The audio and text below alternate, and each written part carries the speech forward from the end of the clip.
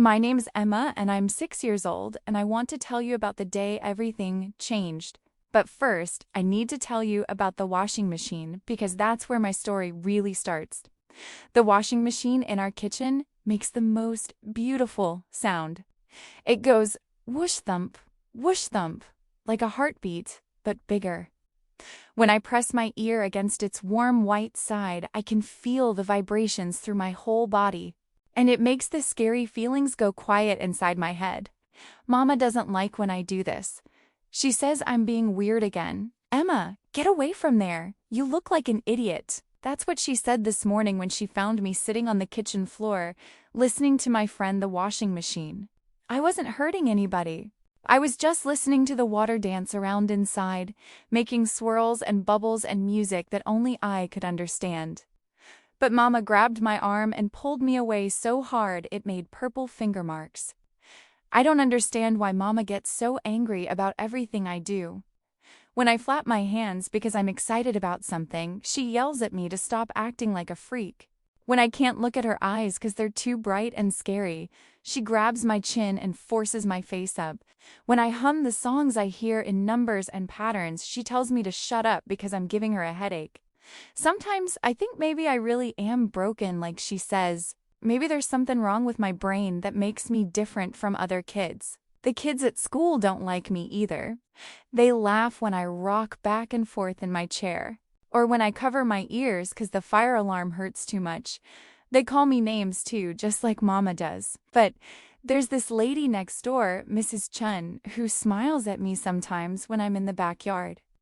She has a garden full of tomatoes and flowers that smell like honey. Once, when Mama wasn't looking, Mrs. Chun showed me how her flowers grow in spiral patterns, just like the numbers I see in my head. She didn't think I was weird for noticing that. She said I had special eyes. I like Mrs. Chun. She talks to me in a soft voice, not like Mama who's always shouting. And she doesn't try to make me look at her face when we talk.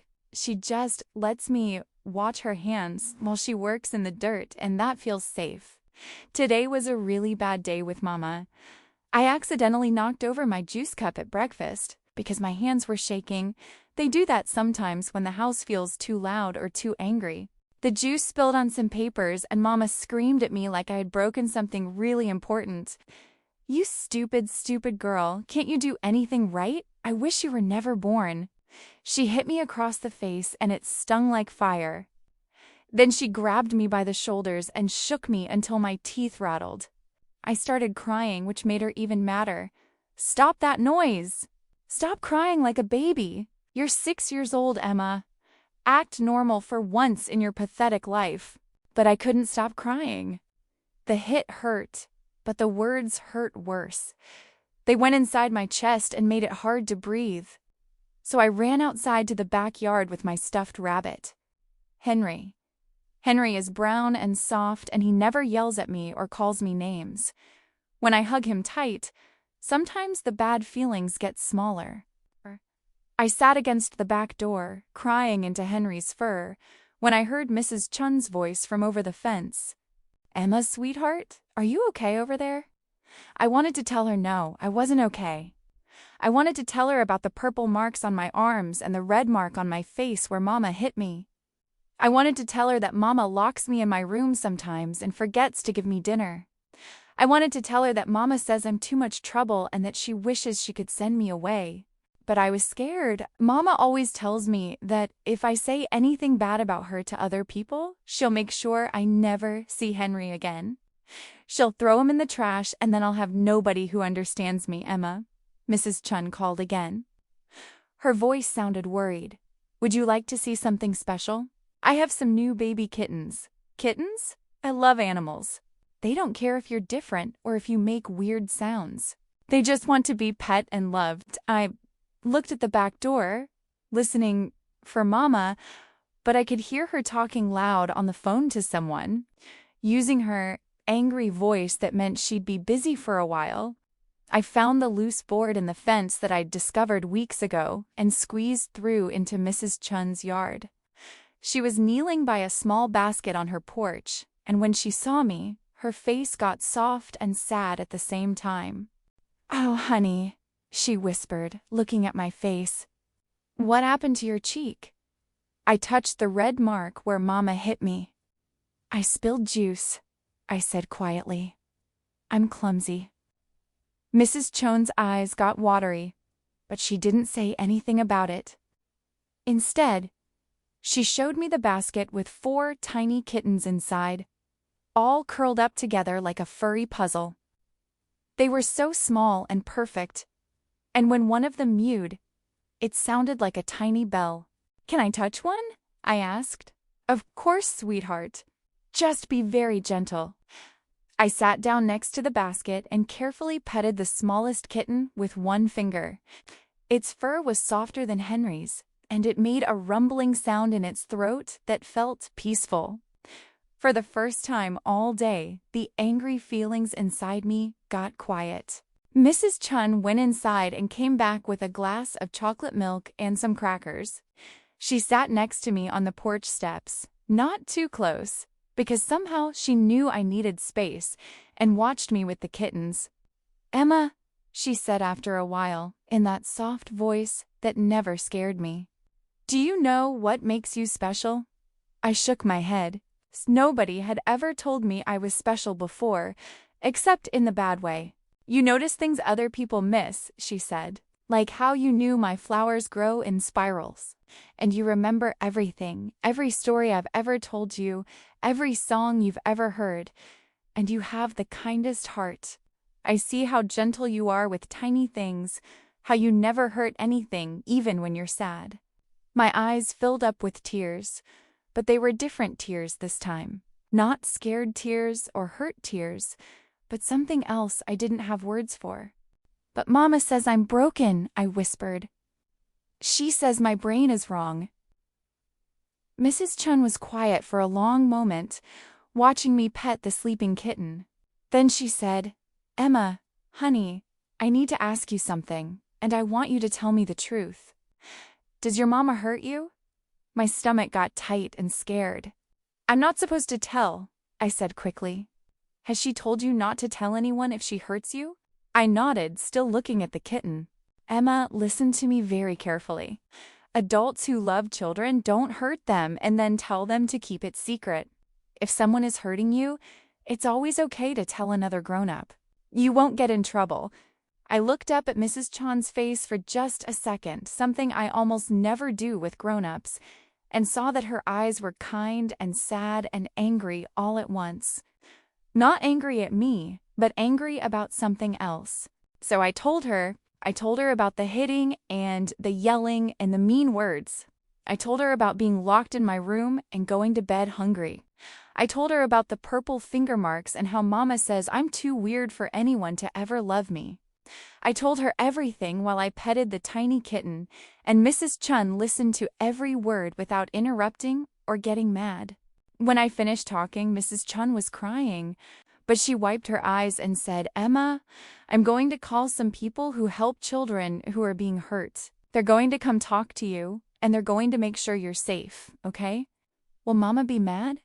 Mama isn't going to hurt you anymore, Mrs. Chun said firmly. I promise you that. A little while later, a nice lady came to Mrs. Chun's house. Her name was Miss Rodriguez, and she had gentle eyes and a soft voice like Mrs. Chun. She sat on the floor with me and didn't try to make me look at her face while we talked. Emma, Mrs. Chun tells me you're very smart and that you love animals, she said. I can see you're taking good care of that kitten. I nodded, still petting the tiny furry body. Can you tell me about what it's like at your house with your mama? At first I was scared to talk, but Ms. Rodriguez was patient. She didn't rush me or get impatient when I took a long time to find the words. So I told her everything I had told Mrs. Chun, and some things I hadn't even told her. About how Mama sometimes forgets to feed me for a whole day when she's angry. About how she breaks my toys when I line them up the way I like them.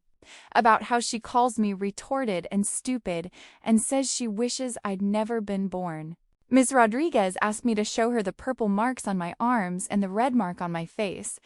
She took pictures with her phone, which felt scary, but she explained that the pictures would help other grown-ups understand that I was being hurt and needed help. Emma, you're going to come stay somewhere safe while we figure out what's best for you, she said. Would it be okay if you stayed with Mrs. Chun tonight? I looked at Mrs. Chun, who smiled and nodded. You can sleep in my guest room, and the kittens can stay with you if you want. That night, for the first time in forever, I wasn't scared to go to sleep. Mrs. Chun's guest room was quiet and soft, with a little lamp that made gentle shadows on the wall. She gave me one of the kittens to hold, the tiny one I'd been petting, and it curled up on my chest and purred like a tiny motor. Will I see Mama again? I asked Mrs. Chun when she came to say goodnight. I don't know, sweetheart, she said honestly.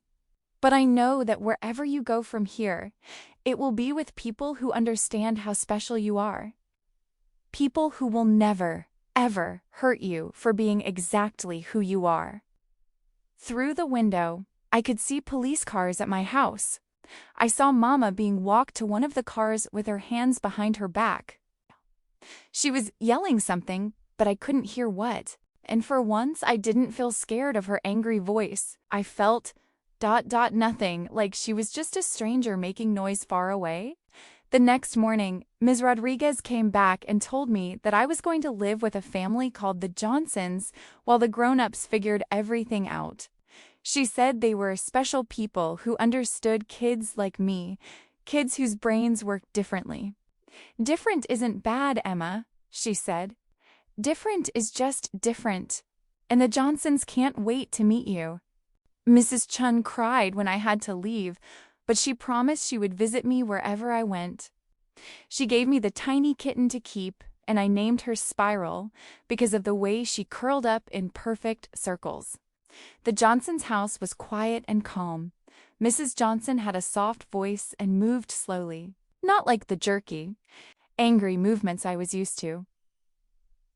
Mr. Johnson smiled with his eyes and let me explore the house at my own pace. They had a room ready for me with soft blankets and books and toys, but they didn't make me play with anything I didn't want to. At dinner, they didn't make me eat foods that felt wrong in my mouth, and when I arranged my carrots in straight lines before eating them, Mrs. Johnson said, "That looks very organized, Emma. I like how you made them all the same size." Nobody had ever said anything nice about the things I did with my food before. That first night, when I started rocking back and forth before bed because I was nervous and excited and scared all at once, Mr. Johnson saw me and said, "Is that your way of helping your body feel calm? That's really smart." I stopped rocking and stared at him. "You're not going to tell me to stop?" "Why would I tell you to stop doing something that helps you feel better?" he asked, looking confused. "You're not hurting anyone." I started crying then, but they were the good kind of tears again.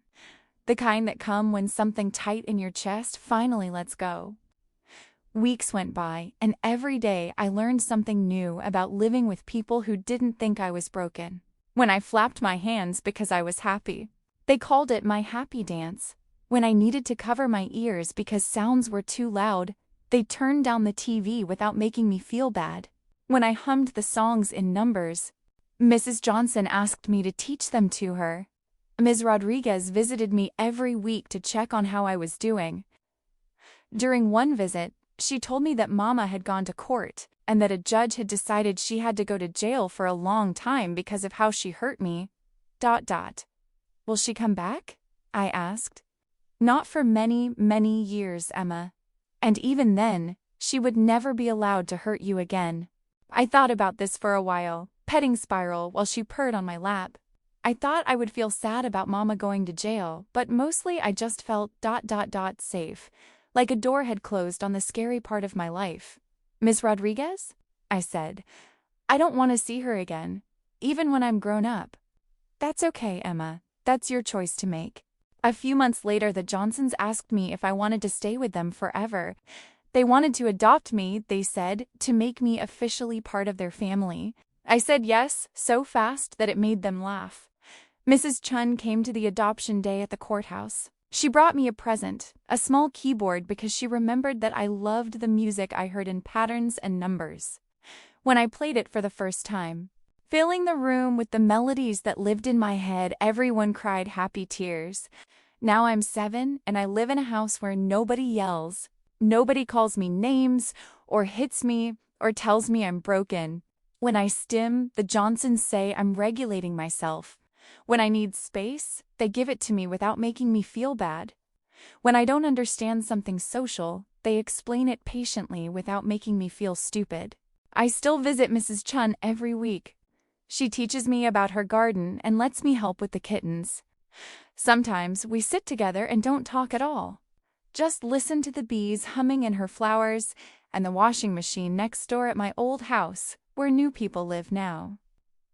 I learned that my brain isn't broken, it's just different. I learned that being different can be beautiful and special and wonderful.